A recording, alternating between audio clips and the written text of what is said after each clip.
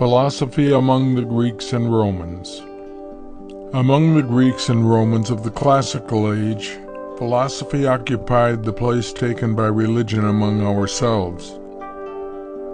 Their appeal was to reason, not to revelation. To what, asks Cicero in his Offices, are we to look for training in virtue, if not to philosophy? Now, if truth is believed to rest upon authority, it is natural that it should be impressed upon the mind from the earliest age, since the essential thing is that it should be believed. But a truth which makes its appeal to reason must be content to wait till reason is developed. We are born into the Eastern, Western, or Anglican communion or some other denomination, but it was of his own free choice that the serious-minded young Greek or Roman embraced the tenets of one of the great sects which divided the world of philosophy.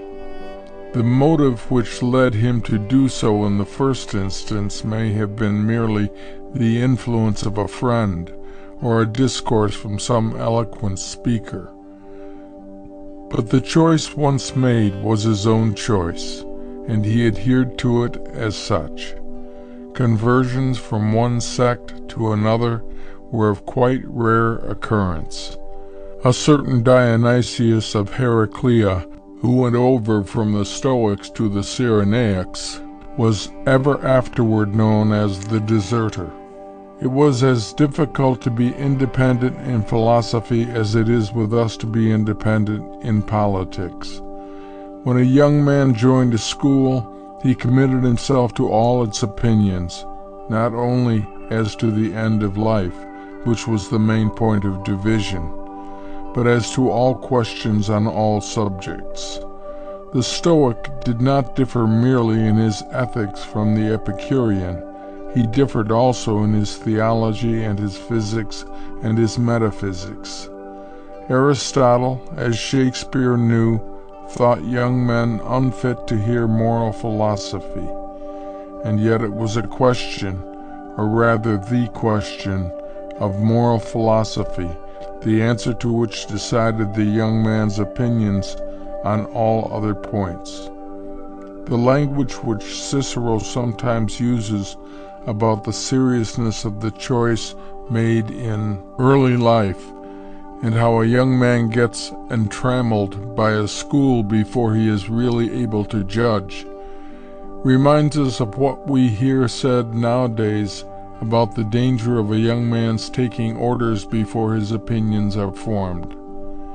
To this it was replied that a young man only exercised the right of private judgment in selecting the authority whom he should follow, and having once done that, trusted to him for all the rest. With the analogue of this contention also we are familiar in modern times. Cicero allows that there would be something in it if the selection of the true philosopher did not, above all things, require the philosophic mind. But in those days it was probably the case, as it is now, that if a man did not form speculative opinions in youth, the pressure of affairs would not leave him leisure to do so later. The lifespan of Zeno, the founder of Stoicism, was from BC 347 to 275. He did not begin teaching till 315, at the mature age of 40.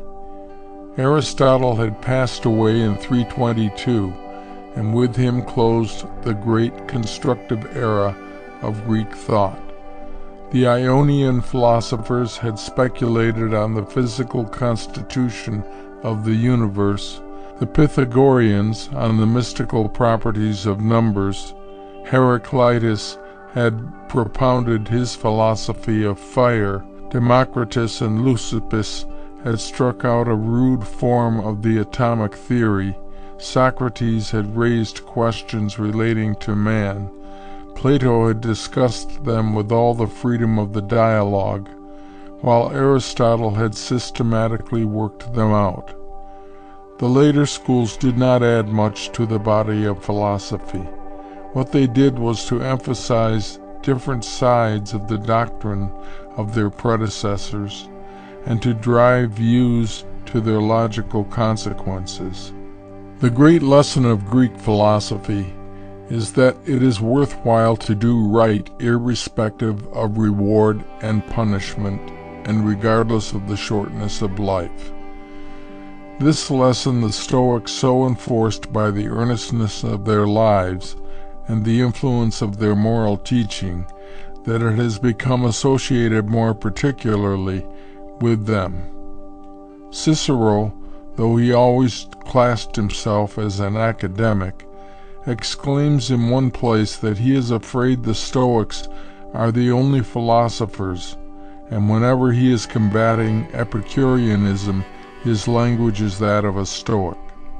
Some of Virgil's most eloquent passages seem to be inspired by Stoic speculation. Even Horace, despite his banter about the sage, in his serious moods borrows the language of the Stoics. It was they who inspired the highest flights of declamatory eloquence in Persius and Juvenal. Their moral philosophy affected the world through Roman law, the great masters of which were brought up under its influence. So all-pervasive indeed was this moral philosophy of the Stoics that it was read by the Jews of Alexandria into Moses under the veil of allegory and was declared to be the inner meaning of the Hebrew Scriptures.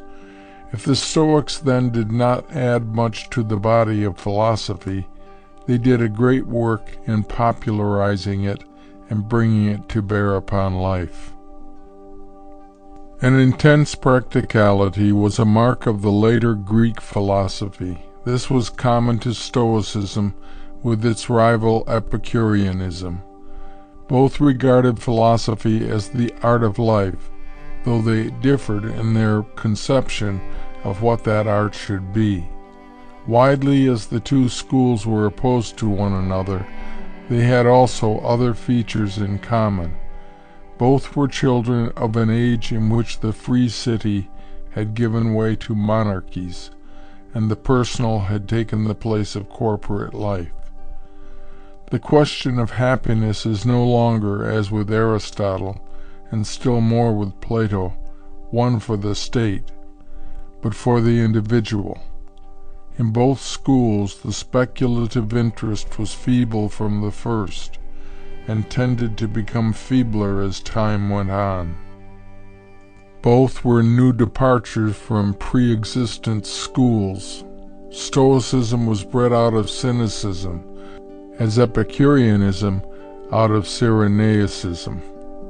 Both were content to fall back for their physics upon the pre-Socratic schools, the one adopting the firm philosophy of Heraclitus, the other the atomic theory of Democritus.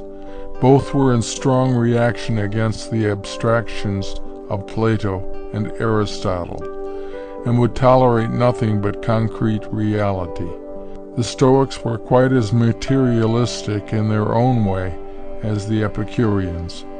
With regard indeed to the nature of the highest God, we may, with Seneca, represent the difference between the two schools as a question of the senses against the intellect. But we shall see presently that the Stoics regarded the intellect itself as being a kind of body. The Greeks were all agreed that there was an end or aim of life, and that it was to be called happiness. But at that point their agreement ended. As to the nature of happiness, there was the utmost variety of opinion. Democritus had made it consist in mental serenity, Anaxagoras in speculation, Socrates in wisdom, Aristotle in the practice of virtue with some amount of favor from fortune, Aristippus simply in pleasure. These were opinions of the philosophers. But besides these, They were the opinions of ordinary men, as shown by their lives rather than by their language. Zeno's contribution to thought on the subject does not at first sight appear illuminating. He said that the end was to live consistently, the implication doubtless being that no life but the passionless life of reason could ultimately be consistent with itself. Cleanthes, his immediate successor in the school, is credited with having added the words "with nature," thus completing the well-known Stoic formula that the end is to live consistently with nature. It was assumed by the Greeks that the ways of nature were the ways of pleasantness, and that all her paths were peace. This may seem to us a startling assumption, but that is because we do not mean by nature the same thing as they did. We connect the term with the origin of a thing. They connected it rather with the end. By the natural state, we mean a state of savagery. They meant the highest civilization. We mean by a thing's nature what it is or has been. They meant what it ought to become under the most favorable conditions. Not the sour crab, but the mellow glory of the Hesperides, worthy to be guarded by a sleepless dragon, was to the Greeks the natural apple. Hence, we find Aristotle maintaining that the state is a natural product, because it is evolved out of social relations which exist by nature. Nature indeed was a highly ambiguous term to the Greeks no less than to ourselves, but in the sense with which we are now concerned, the nature of anything was defined by the Peripatetics as the end of its becoming. Another definition of theirs puts the matter still more clearly. What each thing is when its growth has been completed, that we declare to be the nature of each thing. Following out this conception, the Stoics identified a life in accordance with nature with a life in accordance with the highest perfection to which man could attain. Now, as man was essentially a rational animal, his work as man lay in living the rational life, and the perfection of reason was virtue. Hence, the ways of nature were no other than the ways of virtue. And so it came about that the Stoic formula might be expressed in a number of different ways, which yet all amounted to the same thing. The end was to live the virtuous life, or to live consistently, or to live in accordance with nature, or to live rationally. Division of philosophy. Philosophy was defined by the Stoics as the knowledge of things divine and human. It was divided into three departments: logic, ethic, and physic. This division indeed was in existence before their time, but they have got the credit of it as of some other things which they did not originate. Neither was it confined to them, but was part of the common stock of thought. Even the Epicureans, who are said to have rejected logic, can hardly be counted as dissentients from this threefold division.